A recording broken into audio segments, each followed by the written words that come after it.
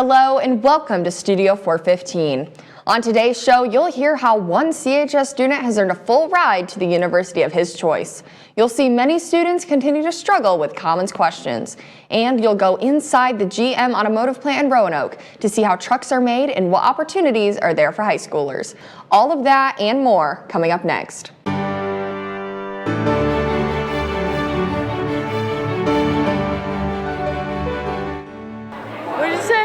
A Fruit Loop. That is wrong. It's basically a full ride scholarship to any in-state school. I think just the focus on improvement and, going back to how to stay motivated.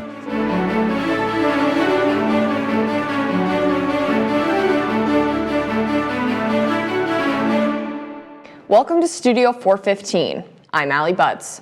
Choosing a college for any student can be a stressful time, especially trying to figure out how to pay for it. But this year, one student in the Carroll community won the honor of not having to worry about any financial needs. Studio 415 reporter Brendan Mullet joins us in the studio to tell us how this one scholarship can change a student's life. Thanks, Allie. I got the privilege of meeting and talking to Carroll student Fu Lee, who was chosen for a life-changing opportunity. On December 13th, 2021, Carroll senior Fu Lee received the honor of winning one of the Lilly Endowment Community Scholarships. This scholarship is from the Lilly Scholars Network from Butler University and is given to students who show great character inside and outside of the classroom. By winning this scholarship, Lee now gets a full ride to any in-state school, public or private. It also means room and board will also be paid for. Lee's process was an extensive time of continually writing essays of prompts that was given to him by the Lilly organization. These prompt topics consisted of writing about what Lee would do with the money and how it would help his future and potential careers that Lee was thinking about. Lee feels that what made him stand out from other applicants was not overthinking the writing process, but simply just telling what got him to where he is now. Personally, clearly a lot of people have a lot of different stories in the world, but I just chose to write about my story, and that's only through God that was I awarded this award. So the Lilly organization doesn't just award the scholarship based on grades. It's also about character and how students act outside the classroom. Lee participates in various extracurriculars such as cross country, track and field, Champions Together, and is very involved in his youth group at Pathway Community Church. Lee has gotten to meet many people through all of this and has made lifelong friendships through the process. Lee's cross-country teammate, Jackson Millian, believes that Lee always has a purpose and great attitude no matter what he's doing. I think food definitely gives it his all, whether it's academics or sports or extracurriculars or anything. He cares with it with his whole heart, and he genuinely cares for what he's doing. Like, it's just not something he's doing just to go for the flow and make it look good. Although Lee values making the most out of everything he does, it is not what he is most known for, and that is his impact on people. One of the friends Lee has met through Pathway, Anna Vi, feels that Lee stands out in the Carroll halls for his intimacy and connecting with others. He sees people, so he just is very kind to everyone that he meets, and he wants to just show love to everybody that he meets and not just brush past people. It has been known that Lee definitely changed his friends' lives and whoever he meets for the better. But it's not just the students in the halls of Carroll High School. It's also been the teachers that Lee has met and gotten to know through his 4 years at CHS. Lee's radio and television teacher, Bob Johnston, feels that Lee's presence in class surely changed when he walked in the room. What I really appreciate about Fu is his ability to just be in the best mood he can possibly be in every day. He would walk into class, instantly he would start talking to other students would be drawn to him, and he always made everybody in the room feel like they were important. And so I would just say that Fu is one of those special students that come along every once in a while that just really go above and beyond socially to make sure people feel like they're important. Not only does Lee change the mood of the classroom, he has made a great impact on the Champions Together team, from being a great encourager to just simply being a great friend through those around him. CHS Registrar Kim Watkins expresses her thoughts on the impact Lee has made on her son. It was during Champions Together, and Gavin got a touchdown, and you could hear Fu in the video just yelling, and he ran from one end of the field down to the other and tackled Gavin, and they had a big pile up, and just what a great friend he is to Gavin. Even with receiving the scholarship and now having all the colleges in the state of Indiana as choices, Lee isn't too stressed about the college decision, as he feels like it'll all work out for the better. Hey, Jehovah Jireh, bro. The Lord will provide. I'm telling you. I'm not really stressed right now. I know wherever I go, it's where I'm supposed to end up. So I just take it day by day, and when that decision comes, it'll be the right one. Vi, Watkins, and Johnson all wish Lee the best in choosing his future school, and knowing that wherever he'll go, he'll carry the traits and attitude that they know he has and shows every day. We challenge you three to describe Lee in 3 words. Though it was tough to just choose 3, this is what they came up with. Can you describe 3 in 3 words? Loud, joyful, and intentional. Kind, outgoing, and great friend. Almost 3. Yes, if I were to describe Fu in 3 words, it would be full of life. And I feel like that life really spills out to those around him. If you haven't gotten a chance to meet Fu, you've probably heard him in some instance. If you ever see him in the halls, don't be afraid to say congratulations or even a simple hello. Although Lee has yet to make his decision of where he's going to go, he still feels that whatever he chooses will be the place where he's really supposed to be. For Studio 415... Can I say it? Sure. We're Brendan Mullet. Many people enjoyed playing with Legos when they were younger, but as we got older, our love for this toy was pushed aside. But now you can revisit this nostalgia with Fort Wayne's first Lego store. Studio 415 reporter Evan Bushman brings us the story. Thanks, Allie. Legos can often be overlooked as a toy you just played with as a kid. But in my story, I discover how a family was able to turn this simple toy into a passion, a hobby, and most importantly, a business. Over the years, Fort Wayne hasn't had the luxury of a local Lego store. That is until Kelly Mulinix opened up Build Your Dreams Come Have Fun with Bricks at the Glenbrook Mall. Mulinix, the owner and founder of Build Your Dreams, has crafted her dream of creating a space where anyone can have fun with Lego bricks. Living in Fort Wayne since 2008, Mulinix and her husband have been able to settle down and raise a family. Their youngest, 5-year-old Ryan, is the reason Kelly started the Lego store in the first place. So we started going state to state.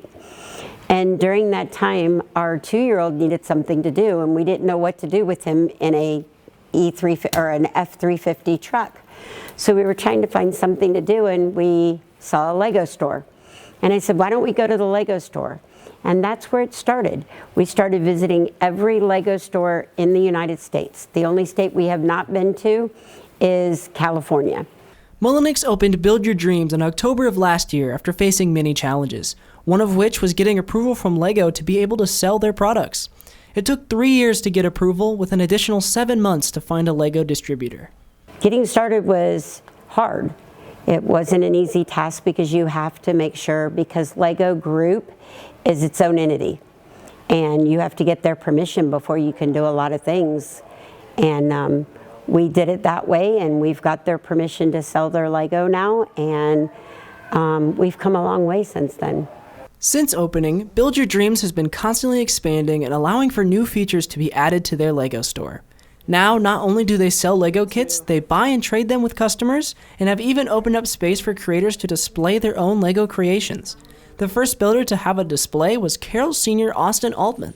Combining sets from different Lego themes, Altman created a functioning Lego town about the size of a full table. I would say the first time I saw it putting the whole thing together was in 2018 or 19. But either way, it was a massive project that I did. And while Altman's set may be the first on display, it certainly won't be the last. Another Carroll student, Logan Forbing, has also gotten the chance to display his Lego creations in the store. Kelly believes that the community displays bring a lot to her business. These boys have so much knowledge about Lego that I don't have, and it's just such a blessing to have a child that, a young man that knows what they're doing with Lego more than I do. And the future of Build Your Dreams continues to grow. Mulinix has many plans to specialize her store into something unique. She plans to add a party room, a space for kids to play with Duplo blocks, and is also looking to have their own location. However, through it all, Mulinix hopes it's the creators that will truly decorate her store. I would love to have this place packed out. I have 5,000 square foot in here, and I would love to have every bit of it used for people's creations.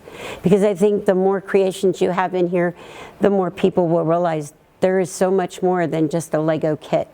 Build Your Dreams Lego store is open every single day except for Monday from 11 a.m. to 8 p.m. If you're interested in supporting their business, you can simply come on in, have a look around, and maybe even buy your own Lego set. For Studio 415, I'm Evan Bushman. What does WWW stand for, and which fruit are you? Patrick Wargo and I wandered around Carroll's Commons to see if students could answer these questions.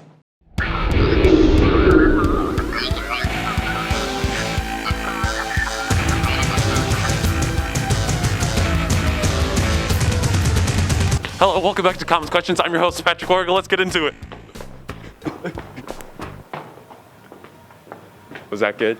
If you were a fruit, what fruit would you be? What did you say? A Fruit Loop. That is wrong. Apple. Wrong. Is there a right answer? Yes. An orange. An orange? Yeah. Are you sure? Banana. Wrong. Cantaloupe. I will take that. Cantaloupe is the correct answer.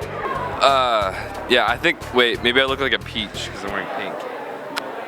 I think peach might be closer. Okay, that would be good. You'd be a peach. I got a bone to pick with you. You got a bone to pick? You cut out my part.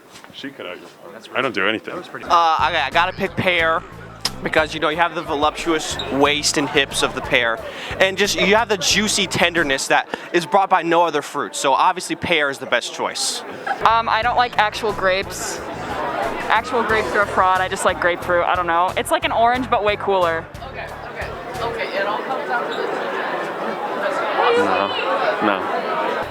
I would want to be a strawberry. A strawberry? Yeah. Yeah, I'll take it. I'll take a strawberry. Better. What's the question this week? All right. Okay, what does WWW stand for? Worldwide. I don't know. World War something. World War something. I don't know. WWW dot a website. Worldwide Energy. WWW? I don't know. Does that have to do something wrestling or No. WWW? I don't know. One of you has to know Hey it. Siri. Nope, that's cheating. What does WWW stand for? I wade my way through all these people. It's too crowded. I need more space to breathe. Describe me in one word. Like an 80s dad. That is more than one word. Describe you? Yeah, describe me in one word. Weird. Purple? Purple. Okay. Thank you. Okay. May I have your sandwich? No. No. Okay. Are you sure? I'm positive. It was worth a shot. Describe you in one word. Just one word. Invasive. Invasive. Okay. Thank you. This has been Commons Questions. I'm your host, Patrick Wargo. Back to you guys in the studio. Turning 18 comes with certain perks, such as freedom and independence. That freedom also means getting a job for some students. Studio 415 reporter Robert Shear has more on a job you might not know about. Thank you, Allie. I was able to tour the General Motors assembly plant located in a little town called Roanoke to find which job opportunities are available for Carroll students. Just 30 minutes away in Roanoke is Fort Wayne, Indiana's very own General Motors assembly plant. As assembly suggests, this plant connects the parts that is shipped from all around the world into their two key products, the GMC Sierra 1500 and the Chevrolet Silverado 1500. General Motors, or GM's assembly plant, makes two trucks from two separate brand names. How can two trucks be assembled on one assembly line? Both trucks are very similar in their basic shape and make, and any differences between the trucks do not prevent the assembly line from working efficiently. So what differences are there? Let's start with the fact that every truck on the assembly line has already been sold. Each truck is ordered online from everyday people to businesses. They could be using it for a work vehicle or just for their own personal use. The differences between each truck will be what they choose, such as the type of center console, the interior design, the color of the truck, as well as the type of door. These specifications are connected to the ordered truck by the workforce, but are put in place by robots. This eliminates heavy and often damaging physical activity while making the process much faster. With so many different orders and specifications, it's important to keep track of what accessory or design goes to what truck. Each part is given a serial number that links it back to the final order. This prevents mix-ups and ensures the customer gets exactly what they ordered. Making sure everything is perfect is just one way GM provides their services. So we have finance, we have human resources, we have logistics, we have material handlers. I do communications for inside the facility. So there's a lot of different jobs, a lot of different career paths within General Motors. I mean, it's a worldwide company. There's plants in Korea and Egypt and throughout all of the world that we build trucks and cars. So We're always looking for quality people, and as a high schooler, getting to college, if you're looking, there's internships and co-ops that are available through General Motors too. The quality at Fort Wayne's General Motors was finally noticed, and now it's being rewarded for its hard work. Fort Wayne Assembly will be the only General Motors plant that will be making the GMC Denali with Super Cruise, which is a semi-autonomous driving car. So it's a car, if you've seen the commercials, it can go down the road. You don't have to touch the steering wheel. On a highway, it will make lane changes and move around other vehicles. Starting at GM, you will be paid hourly as a part-time temporary employee. You will be limited to 32 hours a week on one of 3 shifts. First shift starts at 6:30 a.m., ends at 2:30 p.m. Second shift starts at 2:30 p.m., ends at 10:30 p.m. And third shift starts at 10:30 p.m., ends at 6:30 a.m. This starting position will have you completing a variety of shifts depending on where your assistance is needed. You will be able to move up to full-time and working for salary pay rather than hourly, as well as being able to work for more hours. Applying as a production worker, you won't need past experience, but you might learn things on the job, such as how to wire a harness or check a truck door. GM will require that you learn at least 2 areas of production, but over time, you'll learn much more. If you want to work at General Motors, you'll have to be 18. For students who can apply, you'll want to go to their Search-Careers website. Make sure you select U.S. locations and search for Fort Wayne. The title of the job is Production Worker, and you'll be paid $16.67 an hour. That's all from me. I'm Studio 415 reporter Robert Shear. Carroll High School's Minstrel Magic and Select Sound are 2 very exciting shows to watch, but the music is what makes these shows come to life. Studio 415 reporter Harrison Rudolph has more on this story. Many students at Carroll High School enjoy playing instruments, but regular band at Carroll might not be for everyone. Show choir band, or electric pulse, is a great alternative to band, as playing for the show choir and a crowd gives members a more engaging experience. A numerous amount of practice and dedication is put into making the show, and the electric pulse make it the best it can be with up to 9 hours of practice a week. On top of that, you have to be able to travel with the show choir group to their performance location. Junior and electric pulse member Corinne Ringrose says that she has developed close relations with members of the band. It's just super happy, like we all joke around, we're all really good friends with each other. It's really just a tight-knit family, the band and the choir as well. But every great band needs someone to teach and lead them. When not teaching chemistry, show choir band director Scott Chapman spends his hours after school leading these musicians and making their show sound very professional. But this group isn't just a walk in the park. The pieces that Electric Pulse play require many years of experience. To be honest, we put a lot on these guys that join up. It's not always music written for amateurs, so many times these guys are jumping into like professional or kind of low professional grade instrumental pieces that they're playing with as high school students. If you're interested in watching and listening to the show choir band, you can visit their preview in the Lodge Auditorium on February 25th at 7 p.m. For Studio 415, I'm Harrison Rudolph. Basketball is an Indiana tradition, and Carroll basketball is well known in the northeastern Indiana. Studio 415 reporter Zach Kirkpatrick gives us the scoop on how the Carroll boys basketball team is doing so far. Carroll boys basketball has been a vital part of the history of Carroll High School. Since the high school merger in 1969, Carroll's basketball program was made up of both Arcola High School athletes and Huntertown athletes. From then, Carroll basketball has been blessed with many sectional and regional championships. This year, Carroll basketball is very young, with only 3 seniors and 3 juniors. Along with the talent this school brings, Carroll has brought in 10-year experienced coach Ryan Abbott to lead these young athletes. Head coach Ryan Abbott talks about his expectations for his team this year after coming off a successful season at Eastside.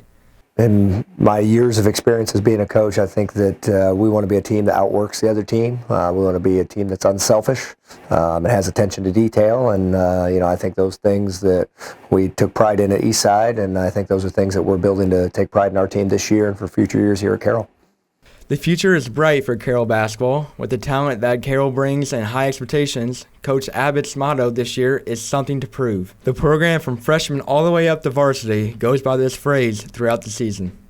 After losing Indiana All-Star Jalen Jackson to Northrop, the Chargers really have something to prove this year. The team is looking to beat former Charger in sectional with the right draw, that is. Along with winning key games, Coach Abbott is trying to find consistency within the program to beat strong teams like Jackson and the Bruins. We've been really good at times this year. Unfortunately, we have struggled to be really good for 32 minutes for an extended period of time during a game, or even we put 2 or 3 good practices together and then we kind of fall off the wagon a little bit.